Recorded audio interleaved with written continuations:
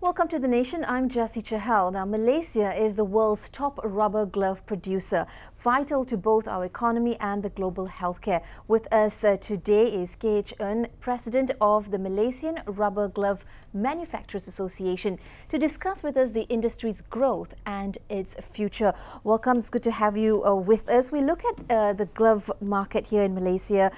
It has thrived, but at this point, it has to remain resilient amid some global factors as well. Let's begin with the history of the glove industry here in Malaysia. Thank you, Jessy, for inviting me here. Okay, the association, the glove industry has started in 1988 due to the AIDS scares. A lot of production was transferred from Taiwan to Malaysia because of the source of raw material. Over the years, the industry has evolved from a natural rubber glove producer. We still produce quite a bit of natural rubber latex glove, but majority of the glove producer now are nitrile glove producer. But having said that, glove is contribute about, export value 15.4 billion in 2024, which make up about 45% of the rubber product figure in Malaysia. And not just that, 6 billion in the first 5 months of this year. So that is a huge number. Yeah, I mean, we are still sustaining it. Right. Hopefully we will achieve better than the 2024 figure because due to the tariff, due to a lot of uncertainty in the world trade, so hopefully we will achieve, sustain at least equivalent to the 2024 figure. That's right. And sustain and maintain its position. Malaysia has long been the world's top exporter of rubber gloves. Now, from your perspective, Eun, what does this do for the positioning in terms of our economy and international standing of Malaysia? Okay. Of course, Malaysia is well known for their glove quality. It's well known when people want to soft gloves. It's well known because we have also a Malaysia Rubber Council, which is a promotional council that we know we know about rubber best in Malaysia. Everything is about, when people want to soft glove, they come to Malaysia because of the quality, the standards, the compliance to ESG, innovation, and all the above. Mm-hmm. Yeah. Okay. Thank you. Right. So in terms of international standing as well, our most recent recall would be, of course, during the 2020 pandemic, in which the glove industry rocketed as well. Walk us through a little bit of that experience and what has been some of the impact since then. Okay. During the COVID, of course, glove industry skyrocketed, as you say, but there were also very artificial demand into the scenario, and of course there were also people jumping into the bandwagon to produce gloves, so it caused overcapacity to the glove industry, and of course the rise of China into this industry. Before that they were not a significant player, but now they are a very significant player in the glove industry. And hence, the tariff by the US does help to sort of like level the playing field. Yeah. Right. Well, some of the latest reports we're seeing from industry observers is that the outlook for the Malaysian glove market is gloomy at this point, as you mentioned, with the tariffs as well. The 13th Malaysia Plan, that has put a strong focus on things like high-value manufacturing, tech adoption, sustainability, as well as labour reforms. How did these priorities align with the overall global industry, or rather local glove industry in the country? This resonates very well with the Malaysian glove industry, because we have to sustain, in order to sustain this industry, we have to go into high-value manufacturing. We have to do compliance to high standard of ESG. And we also have to make sure that we are in compliance with international standards. Yeah? And for that matter, Malaysia Rubber Board has even come up with Malaysia Sustainability Natural Rubber. Their first export was in December last year, 2024. Yeah. So sustainable gloves in sustainable other words. materials for the glove to use. Right, we'll come back to that. But at this point, in this this time last year, Malaysia exported more than 15 billion worth of rubber gloves. That is with the US and the EU and Asia in terms of top markets. How competitive are we right now, given the external forces, the factors of the tariffs and so on and so forth, in terms of being competitive with rising partners as China and Thailand as well? Our members have continued to do investment into their manufacturing, and continue to invest in AI, continue to invest in human resource. So, of course, it will be more our costs. We have to remain competitive. Our cost structure has changed in Malaysia. We have to realize that. So in order for us to be more competitive, we have to invest in modern manufacturing facilities. Yeah. In terms of the cost factor or cost impact, how are other players in the market adopting that change? Well, our members come from listed company as well as small company. So they have their own market. They have to adopt themselves how to sustain their company, how to sustain their own market share.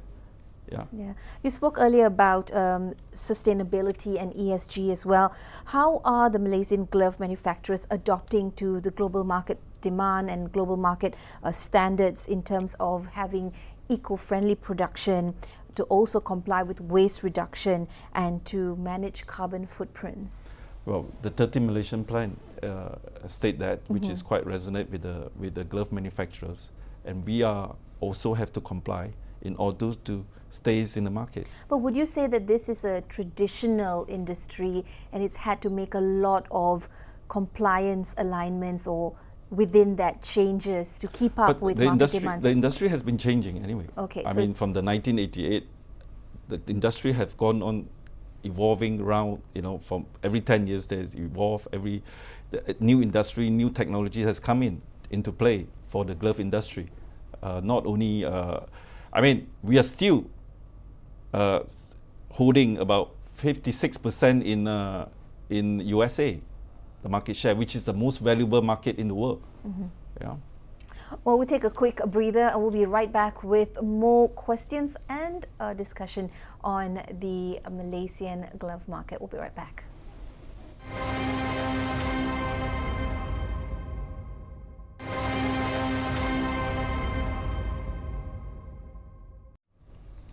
Welcome back. Thanks for staying with us. Now we're looking at Malaysia being the world's top rubber glove producer. In the first 5 months of this year alone, the export figure reached 6 billion ringgit, and of course that is a huge figure. With us today is KH Eun, President of the Malaysian Rubber Glove Manufacturers Association. We're discussing the industry's growth and what the future has in store. Just before the break, we spoke a little bit about sustainability and ESG and how companies here are moving towards more compliance and understanding of the ever-changing global market demand.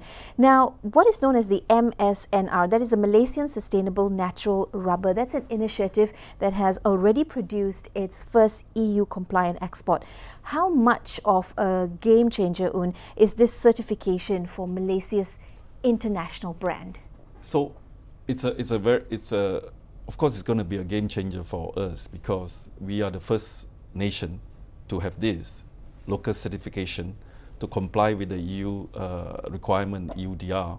And of course, the raw material will be locally sourced here for the glove manufacturer if they prefer to use, because some of the raw material are still being imported from Thailand.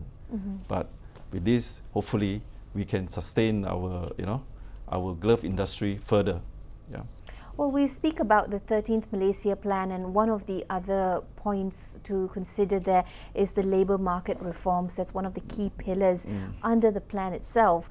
How has the glove industry addressed some of the concerns around worker conditions? I'm sure the association looks into these areas as well, and social compliance, as well as to reduce at some point on the back of technology adoption. You mentioned the industry is robust and it's always evolving in terms of reducing dependency on manual labour. Well, let's put the, I mean, the industry has evolved. I mean, depending on, we're using less labor, but still, it cannot be fully automate. But we will get there, and less dependent on the foreign labor is the way forward. But some labor is still needed to sustain the industry moving forward. Yeah, obviously, hopefully, in years to come, we will be using less labor and more skilled workforce by Malaysian. You mentioned earlier that for the association you have those that are of smaller size and numbers in terms of company strength, but also those that are listed. Yeah. With many being in such a position, what does the association do to ensure that change that needs to come on, or compliance that needs to come on, or moving forward towards higher standards? How is the association helping to propel this agenda for the nation? Okay. We're looking at it from a nationalistic point of view. Of course, we need the government. We've always been working with the government, our agency like Malaysian Rubber Council and Malaysian Malaysia Rubber Board (MRB) to help us to sustain the industry, and this is important. So the government, assistance is important to sustain this industry because it's a very important industry to the nation. It's a nation requirement, PPE, during for national interest. That's right. Yeah.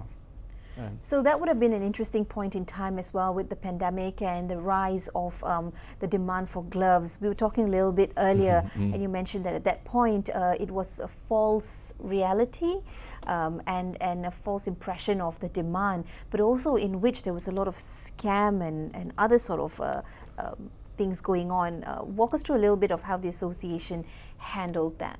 I mean, the association, as much as the association can do, is to provide information that don't get scammed. These are not not every it cannot be artificial demand cannot just rise like that.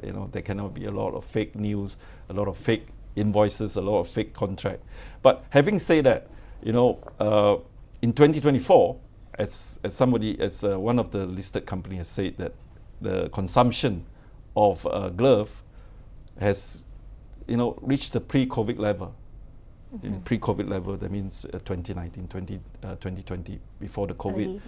It's above the pre-COVID level. But going forward, I mean, the annual demand for glove will be around 370 billion pieces. Not all, most of it are nitrile glove. Yeah. Okay. So that means that the industry has had to absorb some impact. And earlier you mentioned that it's turbulent times as well. So it's always turbulent times because it's the world has changed. People are becoming more nationalistic. People are not opening up the market.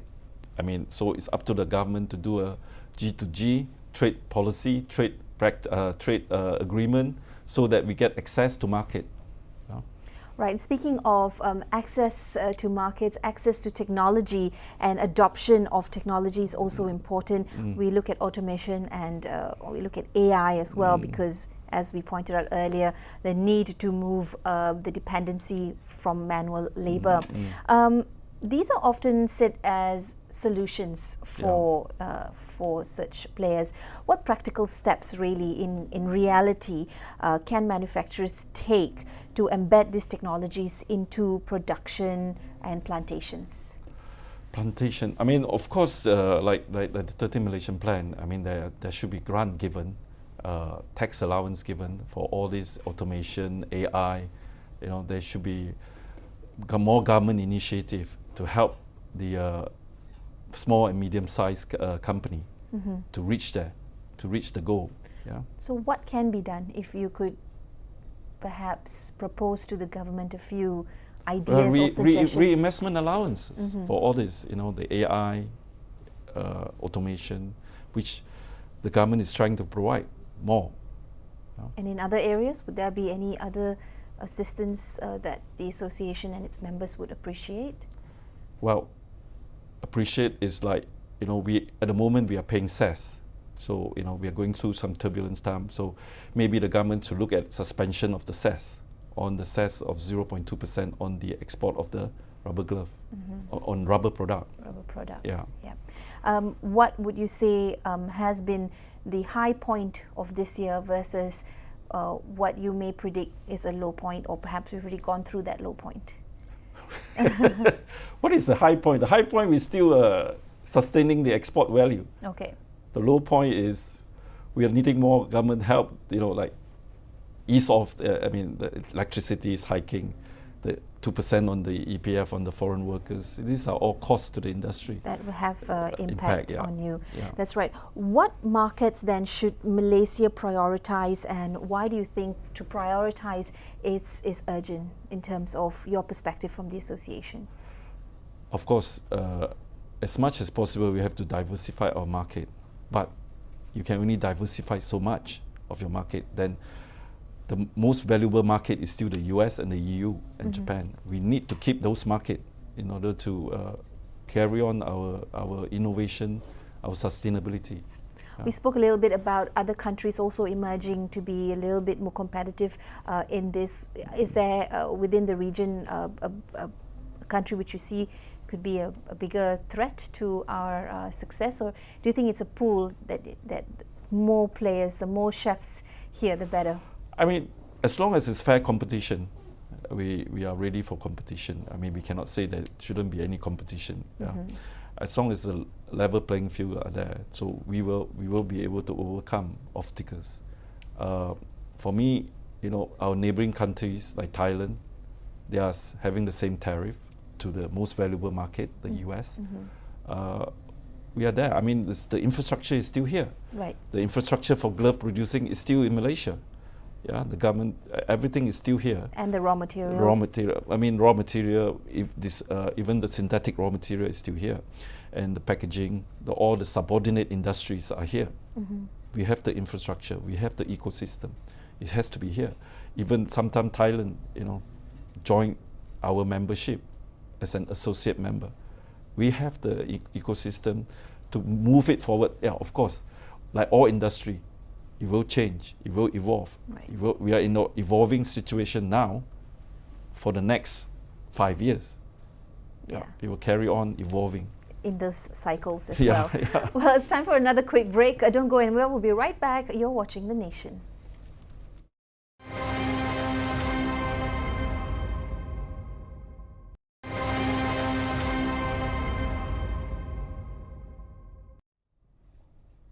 Welcome back. This is The Nation. We are taking a look at the rubber glove industry as it continues to maintain its resilience despite turbulent times. This year alone, the export value reached demonstrated levels of resilience of the rubber glove industry despite the challenges of the US imposing tariffs on rubber glove products. We've spoken a little bit about sustainability, ESG, adopting AI and automation, moving forward with a little bit of labour market reforms as well. Now, how important is the government support in areas like R&D, and when you look at products as well, to diversify those product offering so that we can move beyond just the medical gloves in terms of more advanced healthcare or even industrial applications? Okay.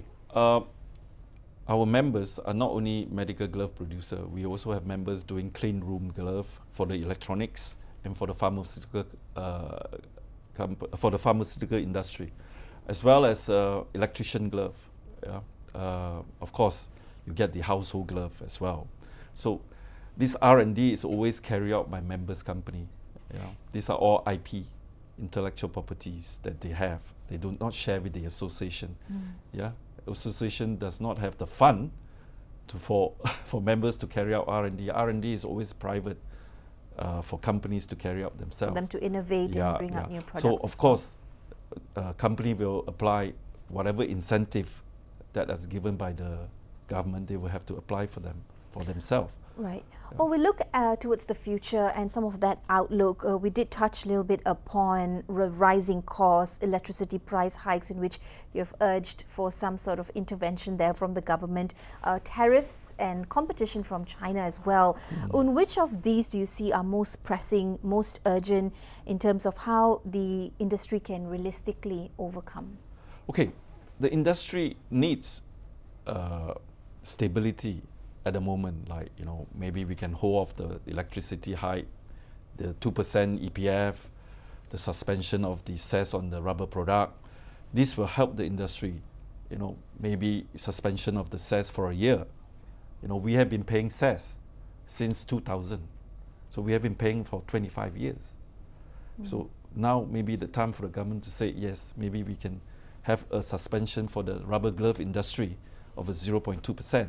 It helps, a little bit helps, you know, as to navigate the turbulences for the year at the moment. Right.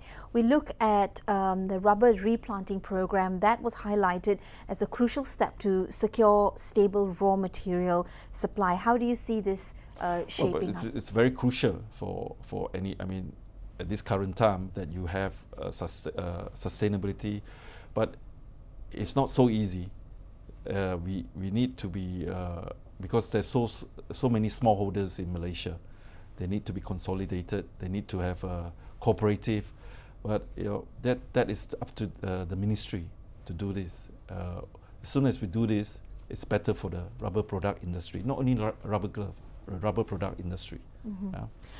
In terms of your expectations for the upcoming budget, it's about that time of the year as we explore what the budget may have in store for all of us, for the industry. What would be your expectations? My expectation will be, of course, reinvestment allowance, lower corporation tax, suspension of the cess, freeze on the height of the variable costs, electricity, water. This will be helpful to the industry. If you could highlight perhaps what are some of the misconceptions, or what is the industry's most misunderstood area or point of reference that we need to take note of? Misunderstood. Oh, it's a very resilient industry. I mean, it has contributed a lot to the national coffer, national income, and it's important to the nation. You know, people look at it, you know, in 40 years ago, would you believe that would be 5 listed company of rubber glove? No. Wouldn't see the demand for it at that Yeah, we have done that. Yeah. So, I mean, there's no low point. I mean, we just need a bit more help from the government by having the suspension of the cess, stability of the costs. I know the costs are increasing, but you can even out for us to ride out the turbulences. Well, that's a call and a reminder from the association. As you look ahead 5 to 10 years, what does the Malaysian glove industry need to do differently to remain ahead of the game, to remain a global leader in a very fast-changing environment? My personal view, in 5 years' time, there will be consolidation between companies. The smallholders. The small company will probably, you know, might not stay in the business. The medium company might consolidate. The listed company might buy companies. It will be a different scenario 5 years from now. I hope so, to sustain the industry. Well, I want to thank you for coming here and, of course, shedding light a little bit more on the glove industry. Now, as the rubber glove industry continues to be one of the country's strongest exports, powering national growth and playing a key role in global trade is also important. It's a journey forward, one that we will watch closely. Well, that's all for this edition of The Nation. Thanks for being with us. Bye-bye.